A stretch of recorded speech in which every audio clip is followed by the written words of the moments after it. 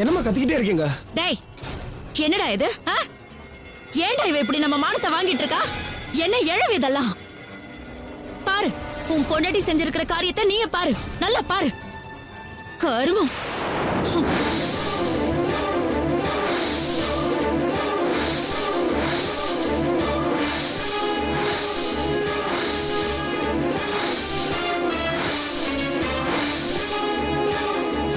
ஏண்டி, இதுதான் என் பிள்ளையோட நீ குடும்பம் நடத்துற லட்சணமா?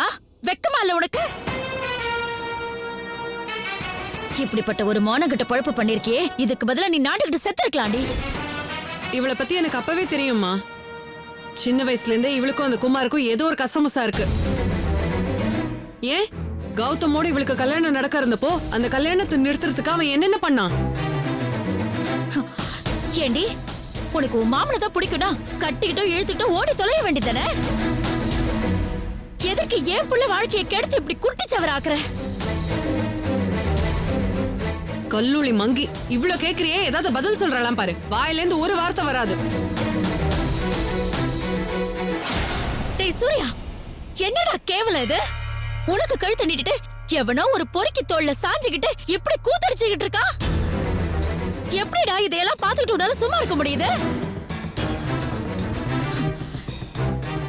இத பாரு, இதுக்கு மேல என்னால பொறுத்துட்டு இருக்க முடியாது. ஏய், மரியாதையா வீட்டை விட்டு வெளியில போயிடு. இதுக்கு மேல ஒரு நிமிஷம் நீ இங்க இருந்த உன் கழுத்தை நெரிச்சு நானே கொலை பண்ணிடுவேன்.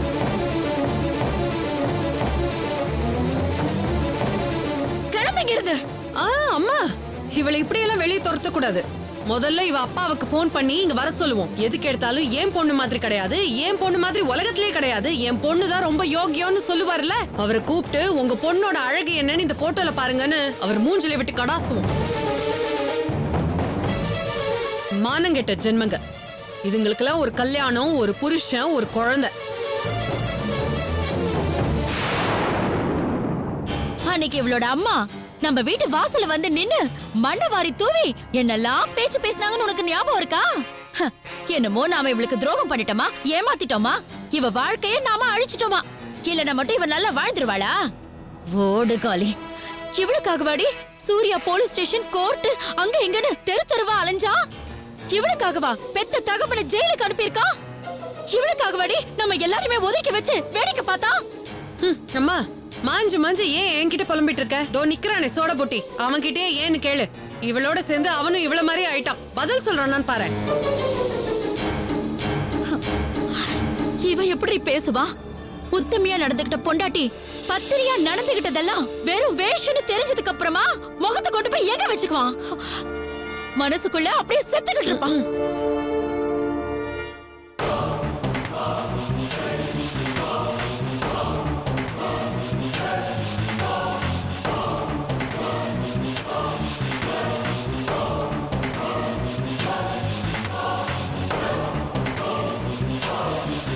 என்னால நம்ப முடியல காயத்ரி, நீயே இப்படி பண்ணிருக்க? இந்த போட்டோ போய் சொல்லுதா இல்ல என் கண்ணு போய் சொல்லுதா காயத்ரி? நான் அடாவடிக்காரிதான். ஆனா இப்படி ஒரு அசிங்கத்தை நான் செத்தாலும் செய்ய மாட்டேன். சூர்யாவை தவிர இன்னொரு ஆம்பளை பேரு கூட சொல்ல மாட்டேன்டி. காதல்னா அது, மரியாதைனா அது. நீ இப்படி சீப்பட்டு சிரிப்பா சிரிப்பேன்னு நான் கனவுல கூட நினைக்கல காயத்ரி. சீ, வெக்கமா இருக்கு, கேவலமா இருக்கு. ஒரு காலத்துல உன்னை என் பெஸ்ட் ஃப்ரெண்டா நினைச்சேன் பாரு. இப்ப சொல்றேன், நான் பண்ணதுலயே பெரிய பாவம் உன் கூட பழகினதுதான். என் மனசுக்குள்ள உன்னை ரொம்ப உயர்வா நினைச்சிட்டு இருந்தேன். அதாண்டி நான் பண்ண பெரிய பாவம். வேண்டாம் காயத்ரி, இங்க இருந்து போயிடு. தயவு செஞ்சு நீ இங்க இருக்காத. சூர்யா மேல உன்னோட மூச்சு காத்து பட்டா கூட அவருக்கு தீட்டு ஓட்டிக்கும். போயிடு இங்க இருந்து. அம்மா, முதல்ல அவளோட அப்பாவுக்கு போனை போட்டு வர சொல்லு. வந்து அவங்களோட ஒழுங்கான பொண்ணை கூட்டிட்டு போட்டோம்.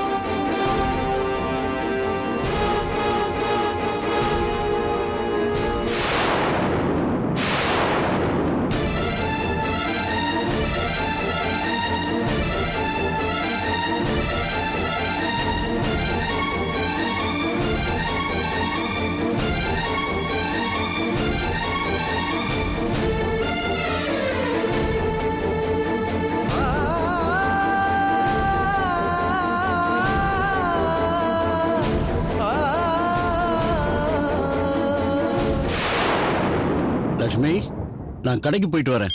சரிங்க. ஹலோ, யார் பேசுறது? யாரு? அண்ணாமலையா? நான் கோமதி பேசுறேன். உங்களுக்கு நான் 10 நிமிஷம் டைம் தரேன். அதுக்குள்ள மரியாதையா இங்க வந்து உங்க பொண்ண உங்க வீட்டுக்கு கூட்டிட்டு போயிட்டீங்கன்னா உங்களுக்கும் நல்லது, அவளுக்கும் நல்லது. இல்லனா அவளோட பணத்தை எடுத்துட்டு போக வேண்டி வரும். சம்பந்தியம்மா, நீங்க என்ன சொல்றீங்கன்னு எனக்கு ஒண்ணுமே புரியலையே. ஏம்மா இப்படி எல்லாம் பேசுறீங்க? என் பொண்ணு மேல அப்படி என்னமா கோவம் உங்களுக்கு? அவ உங்களை நல்லபடியா தானே வச்சிருக்கா, மரியாதையா தானே நடந்துக்கிறா. சூர்யா வேண்டான்னு சொன்னாலும் அவ தானே உங்களை கூப்பிட்டு அந்த வீட்டுல தங்க வச்சிருக்கிறா. இதுக்கு மேல ஒருத்தி என்னமா செய்வா? அடச்சி, வாய மூடு. உன் பொண்ணு பண்ணி வச்சிருக்கிற காரியத்துக்கு இப்ப வரைக்கும் நான் அவளை உயிரோட விட்டு வச்சிருக்கிறதே பெரிய விஷயம். பொண்ணா வளர்த்து வச்சிருக்க. இப்படி ஒரு பொண்ணை பெத்ததுக்கு உன் பொண்டாட்டி காலம் புறா பெத்துக்காமலே இருந்து தொலைச்சிருக்கலாம். சம்பந்தியம்மா, வார்த்தையை அளந்து பேசுங்க. பதிலுக்கு நானும் பேச ஆரம்பிச்சா உங்களால தாங்கவே முடியாது. என்ன பேசுவ நீ? என்ன பேச முடியும் உன்னால? இங்க வந்து பாரு உன் பொண்ணு அடிக்கிற கூத்த. பார்த்தனா குடும்பத்தோட நாண்டுகிட்டு சாவ. இப்படி ஒரு நார பொழப்பு பொழைக்கிறதுக்கு உன் பொண்ணுக்கு ஏன் புள்ளதான் கிடைச்சானா? சீ, வெக்கங்கட்ட ஜென்மங்களா. மா, இப்போ நீ இங்க வர அவ்வளவுதான். போனவை. என்னங்க ஆச்சு? சம்மந்தி அம்மா ஏதாவது தப்பா பேசிட்டாங்களா? அந்த வீட்ல ஏதோ பெருசா பிரச்சனையா இருக்கு லட்சுமி. நம்மள உடனே அங்க கிளம்பி வர சொல்லிருக்காங்க. என்னங்க இது ஒரு புது குழப்பம்? காயத்ரி அப்படியெல்லாம் பிரச்சனையாக விட மாட்டாளே. தெரியல லட்சுமி, சம்பந்தி அம்மா பேசுற பேச்சு ஒரு தினுசா இருக்கு. என்ன பேசுறோன்னு தெரியாம ரொம்ப தாறுமாறா கத்துறாங்க. வீட்டுல மாப்பிள்ளை இருக்காரா இல்லையான்னு கூட தெரியல. இப்ப நாம போகாம இருந்தோம்னா அதுவே நம்ம பொண்ணுக்கு பெரிய பிரச்சனை ஆயிடும். நீ வா, நாம ஒரு நட அங்க போய் பார்த்துட்டு வந்துருவோம். சரிங்க. அம்மா கௌரி, நானும் அப்பாவும் கொஞ்சம் வெளியில போறோம். வீட்டை பாத்துக்கம்மா. சரிமா, வாங்க போலாம். வா.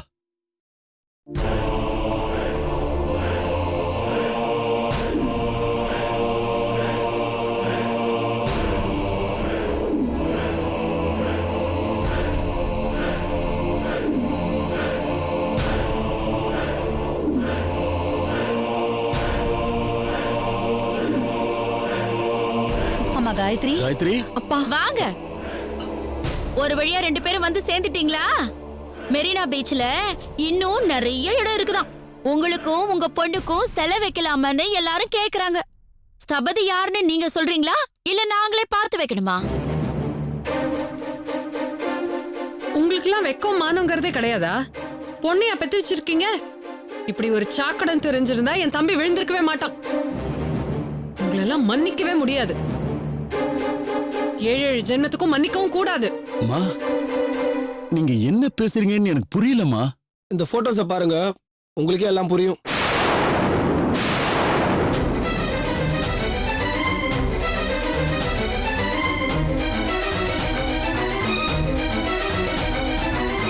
காயத்ரி, ஐயோ என்னங்க நடக்குதுங்க? இந்த போட்டோஸ்க்கு என்ன அர்த்தம்? மாப்ள, உங்க பொண்ண நல்லவன்னு நம்பினீங்க, உத்தமின்னு நினைச்சேனே. நான் கிடைக்கணும்ன்றதுக்காக தவம் கடந்து நினைச்சத சாதிச்சுக்கிட்டவ.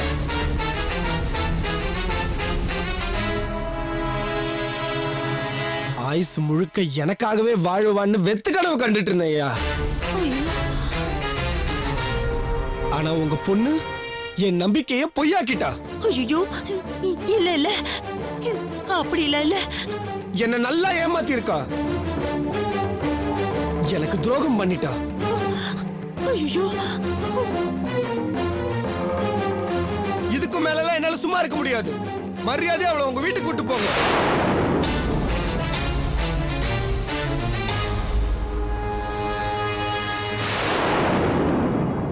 இன்னும் இங்க அவ ஒரு நிமிஷம் நின்னுட்டு இருந்தான்னா நானே அவளை என் கையால கழுத்து அடிச்சு கொன்றுவேன்.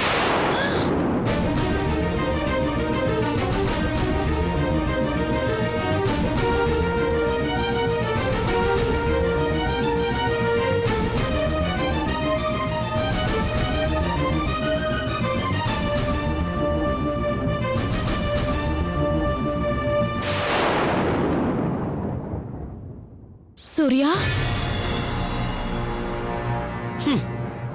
நான் இப்படியெல்லாம் உங்கள்கிட்ட பேசுவேன்னு எதிர்பார்த்து உங்களை ஃபோன் பண்ணி வர வச்சிருக்காங்க.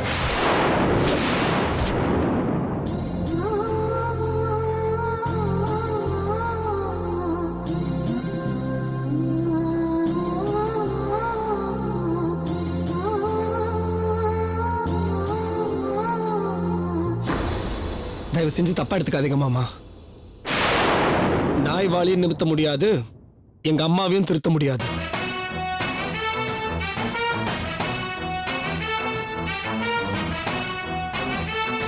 டேய், என்னடா சொல்ற நீ? ஏன் ஏன் இப்படி மாத்தி மாத்தி பேசுற? நான் மாறலம்மா, மாறவும் மாட்டேன், மாத்தி பேசவும் மாட்டேன். ஏதாவது ஒரு பழிய போட்டு காயத்ரியை இந்த வீட்ல இருந்து துரத்தலான்னு நீங்க படுற கஷ்டத்தை உள்ளுக்குள்ள அப்படியே ரசிச்சுட்டு இருந்தேன். டேய், இன்னொரு விஷயம் தெரியுமா? காயத்ரிக்கும் எனக்கும் நடுவுல எந்த ஒளிமறைவும் கிடையாது. காயத்ரி அவ தங்கச்சிக்காக அவ மாமாவை பார்த்து பேச போனதை பத்தி அன்னைக்கே என்கிட்ட சொல்லிட்டான். காயத்ரி, ஏதோ ஒரு விஷயம் சொல்லணும்னு சொன்னியே, என்ன விஷயம்? ஒரு நாள் குமார் மாமா என்ன அவர் ஹோட்டலுக்கு வர சொல்லி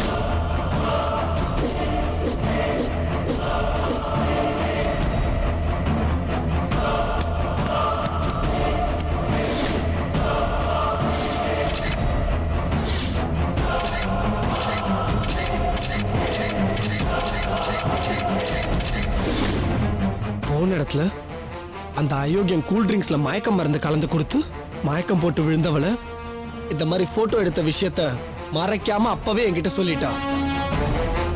இந்த மாதிரி போட்டோஸ் அனுப்புறேன்னு சொல்லி குமார் என்கிட்ட மிரட்டினதையும் சொல்லிட்டா. நீ என்ன வேணாலும் பண்ணிக்கோ, ஆனா என் தங்கச்சியை கை விட்டுறாதேன்னு கெஞ்சினதையும் என்கிட்ட சொன்னான். பொண்டாட்டினா இப்படி இருக்கணுமா? உடம்பால 2 பேராவும் மனசால ஒருத்தராவும் இருக்கிறது பேர் தாமா தாம்பத்தியம். ஆண்டி எப்ப கிளம்புவான், மடம் எப்ப காலி ஆகும் நினைக்கிறவங்களுக்கெல்லாம் நல்லவ வேஷம் போட்டா பார்க்க சகிக்கவே சகிக்காது. இது நான் உனக்கு சொல்லல, உன்னோடையே வச்சு சுத்திட்டு இருக்கேன் உன் அருமை மருமக சுப்பு, அவளுக்கு சொன்னேன்.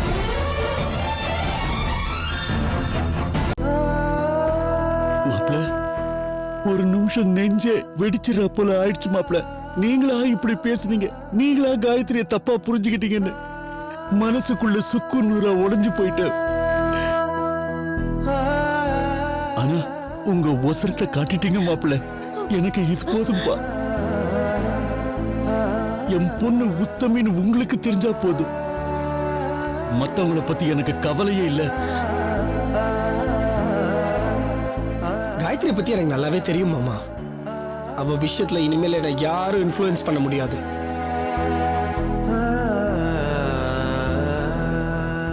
எனக்கும் அவளுக்கும் இருக்கிற அண்டர்ஸ்டாண்டிங் மத்தவங்களுக்கு புரியலனா அது ஏன் பிரச்சனை இல்ல. இன்னைக்கு மாதிரி ஏதாவது திரும்ப திரும்ப ஏடாகூடம் பண்ணிட்டு இருந்தாங்கன்னா நான் அப்புறம் மோசமா நடந்துக்க வேண்டியிருக்கும். சூர்யா, நீ சும்மா இரு காயத்ரி. நீங்க முதல்ல கிளம்புங்க மாமா. அத்தை, நீங்களும் கிளம்புங்க. எங்க அக்காவும் எங்க அம்மாவும் பண்ண தப்புக்காக நான் மன்னிப்பு கேட்டுக்கிறேன். ஐயோ, இனிமேல் அவங்க ஃபோன் பண்ணாங்கன்னா நீங்க கண்டுக்காதீங்க. என்னங்க, அதான் மாப்பிள்ளையே சொல்லிட்டாருல்ல, இனிமே நமக்கு இங்க என்னங்க வேலை? வாங்க நம்ம வீட்டுக்கு போலாம். இனிமே மாப்பிள்ளையாச்சு, அவர் பொண்டாட்டியாச்சு. வாங்க.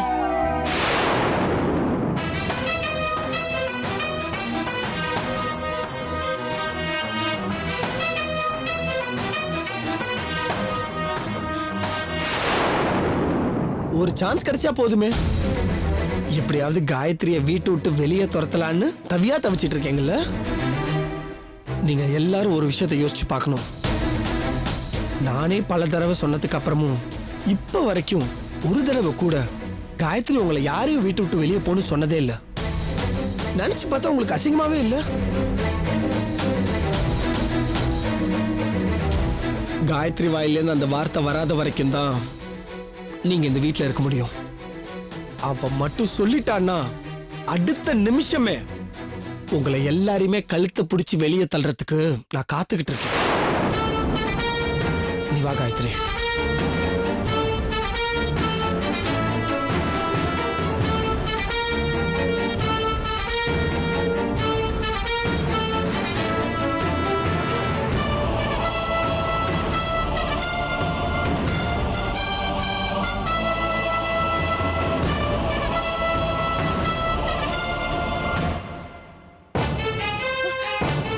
படுவாவி சண்டாடா உருப்படாம போறவனே எந்திரிடா எந்திரிடா முதல்ல எந்திரி.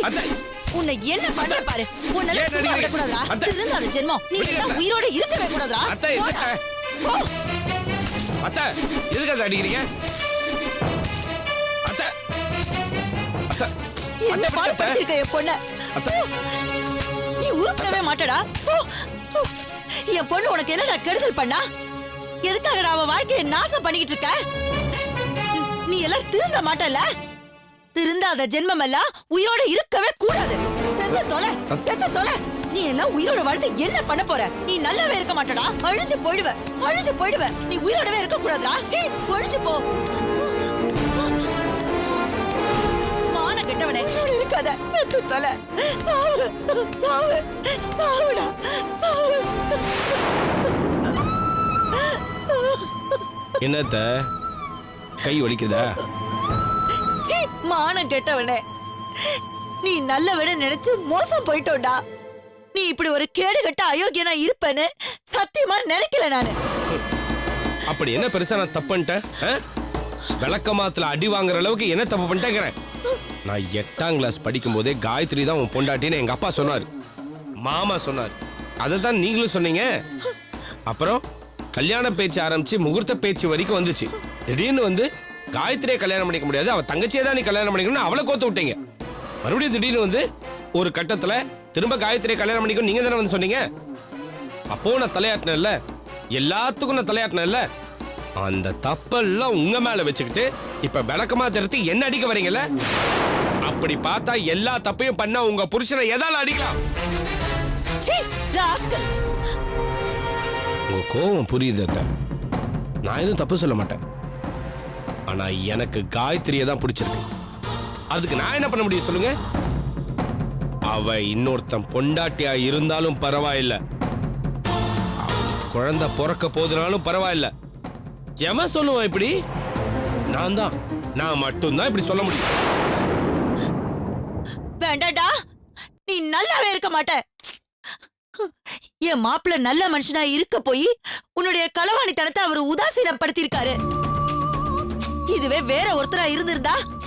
ஓ, அப்ப இந்த போட்டோ மேட்டர் ஒர்க் அவுட் ஆலையா? சரி விடுங்க, பாத்துக்கலாம்.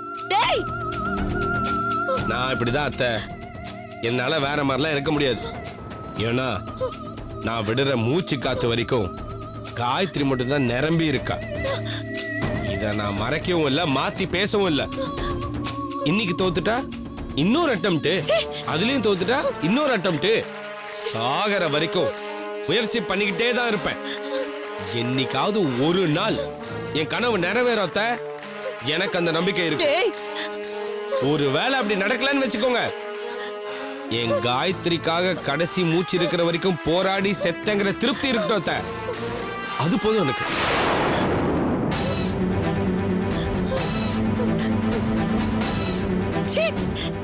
பொறுக்கி